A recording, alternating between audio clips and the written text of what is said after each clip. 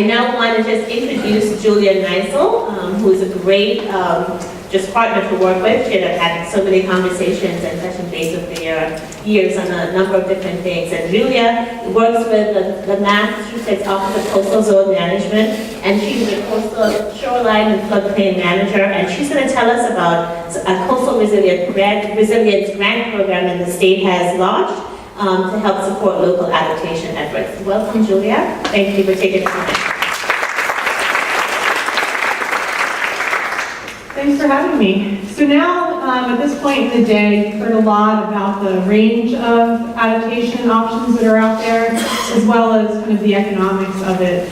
So I'm pretty excited to tell you about two opportunities at the state level to actually put some of these ideas into practice.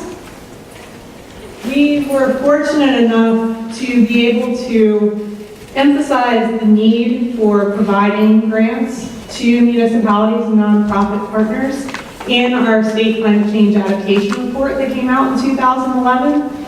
And by highlighting this need in that report, we were able to elevate this issue in the governor's office and get the pressure that we needed to kind of allocate capital funds and be able to offer these grant programs to municipalities and nonprofits.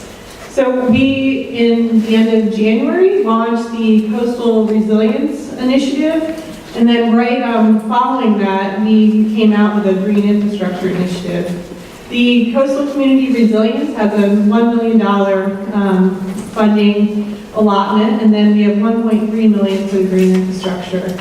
This is a drop in the bucket when you consider the magnitude of the issues that we're dealing with, but it's definitely a good first step. And we're hoping that we'll be able to get a number of really good local examples and case studies out of this so that other municipalities can kind of leverage some of the baseline designs and outreach materials and other things so that they then do not have as great of a cost moving forward with their projects. So as far as eligible projects go, the Community Resilience Grant opportunity is really targeting the full spectrum of capacities and interest in the communities, we hope. We will fund everything from doing outreach work to raise awareness on climate issues in the community so that we get the buy-in from residents for implementation of bylaw changes or just future investment in town's own capital investments. We're also looking to support risk and vulnerability assessments. We're really hoping that people push more towards some dynamic modeling rather than just elevation targets. And we're also, funding communities that have gotten to the stage of actually being ready to engage with the public, have a dialogue around concrete adaptation strategies that can be implemented. And if the community has already identified those strategies, we're willing to put money into design work for retrofitted facilities and then also on the ground construction as well. As far as the green infrastructure goes, Greg did a great job of kind of laying out the suite of options that build up our natural defenses for storm damage protection and also recreational opportunities and habitat restoration. And we know that $1.3 million can actually be blown on a single project in some cases. So we're actually hoping that with these green infrastructure projects that we can get a community to a final design for permitting and securing of a contractor. But in some cases, communities have designs already in place and are ready to do a discrete on-the-ground project. So we actually capped the green infrastructure grant opportunities at $500,000 so that we could potentially do a small-scale on-the-ground project with this one. Both of these grant programs are tied in with our StormSmart Coast Resources. So we're really looking for communities and nonprofit partners to take into consideration the latest projections for sea level rise and incorporate that into their planning and design work. And Greg also highlighted our StormSmart Properties fact sheet series. that gives some good tips on how to best design green infrastructure projects. So we would really like to see these projects that are being proposed for the grants to build off of that work as well. When it comes time to evaluating the proposals, we have to look at the community's understanding of the problem and need for assistance. And we especially want to invest public dollars in projects that are really going to provide the greatest public benefit. So if a green infrastructure project, for instance, is protecting a road that's used for evacuation routes, or if it is protecting some sort of critical infrastructure, that is definitely going to be evaluated greater than if there's kind of a lower benefit to the project. We, like I said, really are looking for case studies and transferability. So if the project really incorporates in some model, innovative new, like, communication technique or engineering design plan, we really are going to favor that highly, and hope that we can use that in future workshops and website content for other communities to have kind of a leg up on moving forward with a project in their community. And the proposals need to be very detailed. Obviously, we need to know where we're spending our dollars, and we do require a 25% match, but that can be in kind.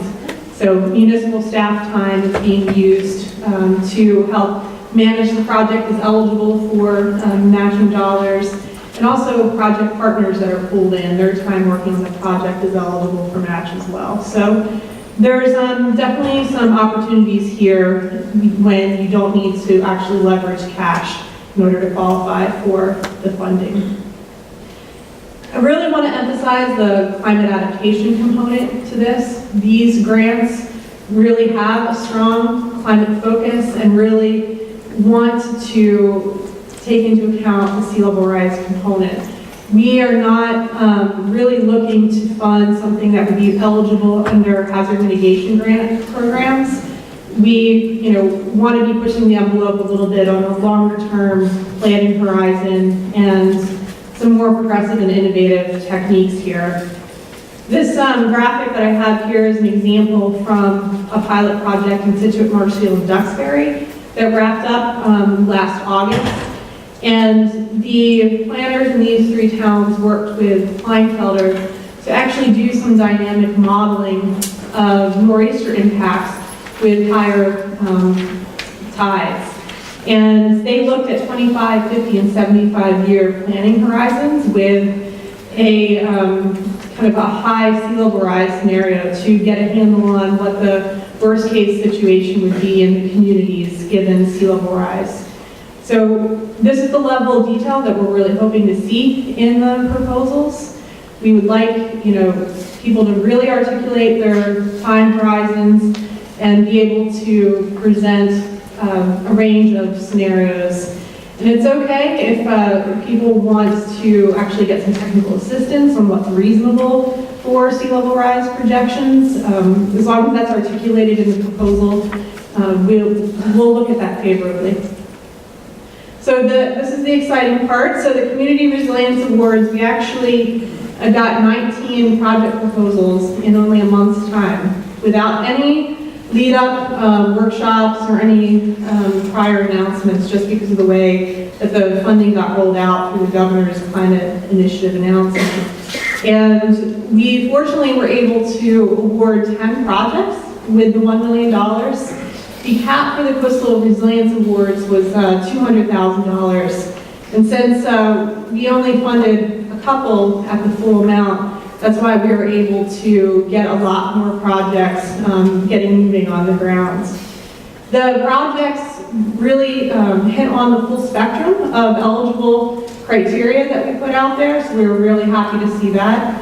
We've got community workshops being funded right in Barnstable. We are going to have a project rolling out where they're going to evaluate adaptation strategies that mesh up with community rating system activities in the progression of actually compiling the appropriate number of points for an application for the community rating system. And then this project is also very good because it has the transferability.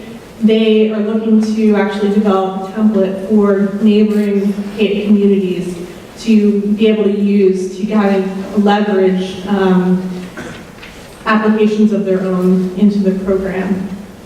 We have a number of projects that are going to be doing a sea level rise inundation analyses in the communities, tied with some adaptation planning activities with the communities. And then there's also a few projects that are actually going to dig in on engineering designs and actual on-the-ground construction as well. The green infrastructure, we had 13 projects proposed, and we're able to select 9 of those. Again, we've got a good mix here.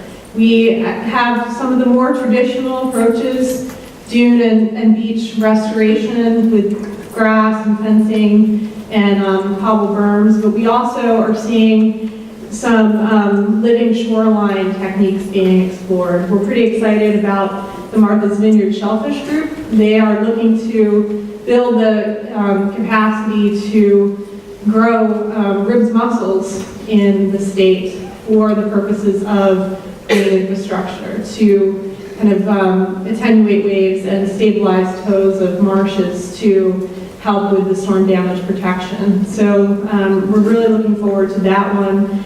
And there's another project that's going to be building actual beachgrass nurseries, which is a real need right now given the demand for beachgrass across the region thanks to Sandy. So building that capability in Massachusetts is quite valuable. This is just a quick overview of the kind of distribution of the projects. The green infrastructure ones, as you'll notice, are really kind of clustered on the South Shore and the Cape and Islands. And the coastal community resilience are actually kind of clustered up in the greater Boston area. It's an interesting perspective on the range of issues that we have across the state. So now I'm just going to give 4 quick snapshots of the projects that we're funding. So for the community resilience, Oak Bluffs got the full $200,000 award. They actually have 3 pump stations that service the sewer system in town, which the majority of the residents in town are actually tied into. And these 3 pump stations are already being inundated during low-level storm events, and they're looking to retrofit these 3 facilities to accommodate sea level rise over the next 40 years. And given the vital nature of these pump stations, they're actually looking at the intermediate high sea level rise scenario for their design. And we'll be raising the electrical panels and other components within the pump stations at least 1.5 feet above the kind of inundation level that would be expected with that sea level rise scenario. In addition to raising components within the pump stations, there's also the opportunity here for flood-proofing the pump stations and providing backup power generation so that they stay online during storm events. So this will hopefully be a good case study for other communities that have similar vulnerable infrastructure.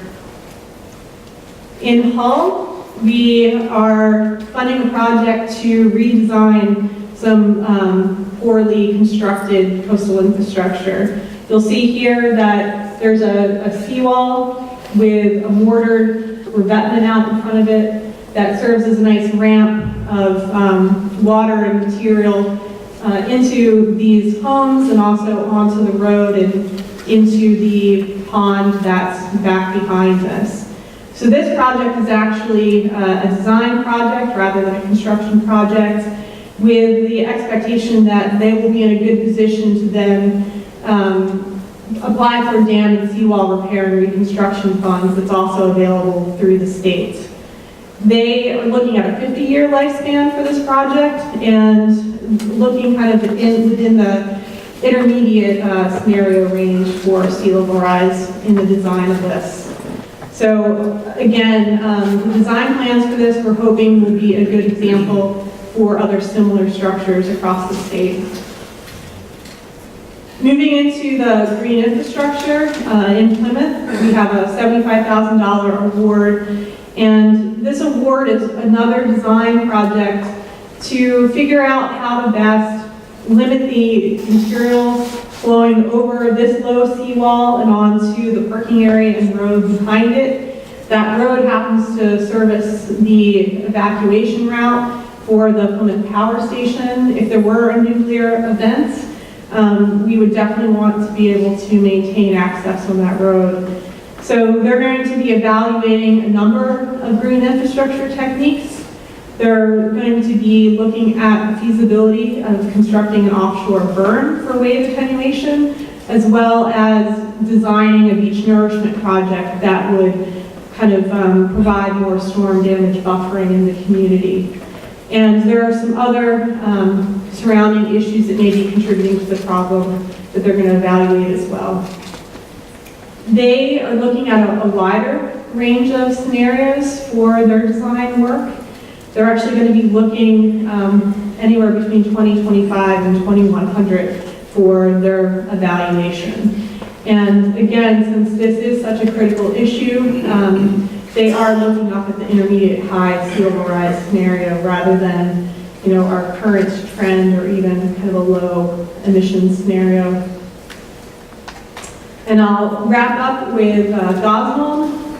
Again, the green infrastructure had a cap of $500,000. Gosnold's coming in at just over 200, and they have an issue of a channel being infilled as a result of a low dike system and deteriorating barges that were put out in place of the beach to attenuate waves and limit washover. And they're going to be evaluating a suite of green infrastructure approaches to try and build out the natural buffer system here and limit the amount of material that's washing into that channel, which happens to be the only access in and out of Cuddyhuck Island for supplies and other things. So again, a very transferable project and something that is really going to take a more progressive look given sea level rise scenarios.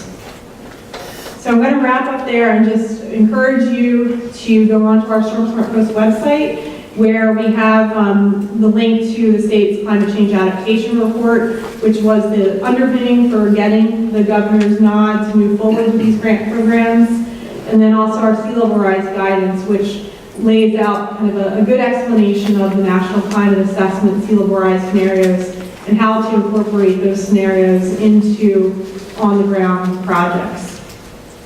So I will wrap up there. Thank you, Julia.